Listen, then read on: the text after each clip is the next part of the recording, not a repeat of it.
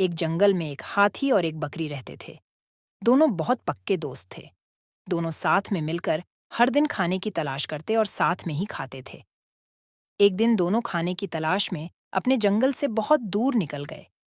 वहां उन्हें एक तालाब दिखाई दिया।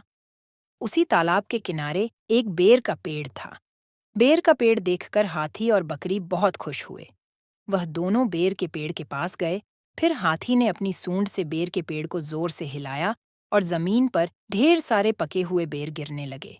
बकरी जल्दी जल्दी गिरे हुए बेरों को इकट्ठा करने लगी। संयोगवश उसी बेर के पेड़ पर एक चिड़िया का घोंसला भी था, जिसमें चिड़िया का एक बच्चा सो रहा था और चिड़िया दाने की खोज में कहीं गई हुई थी। बेर का पेड़ जोर से हिलाने के कारण चिड़िया का बच्चा घोंसले से बाहर तालाब में गिर पड़ा और डूबने लगा। चिड़िया के बच्चे को डूबता हुआ देखकर उसे बचाने के लिए बकरी तालाब में कूद गई, लेकिन बकरी को तैरना नहीं आता था।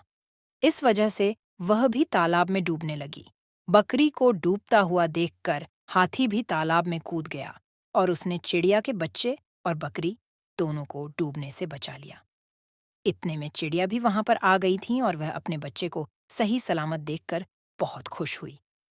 उसने हाथी और बकरी को इसी तालाब और बेर के पेड़ के पास रहने के लिए कहा। तब से हाथी और बकरी भी चिड़िया के साथ उस बेर के पेड़ के नीचे रहने लगे। कुछ ही दिनों में चिड़िया का बच्चा बड़ा हो गया। चिड़िया अपने बच्चे के साथ जंगल में घूम कर आती थीं और हाथी और बकरी को जंगल में किस पेड़ पर फल लगे हैं इसकी जानकारी देती थी।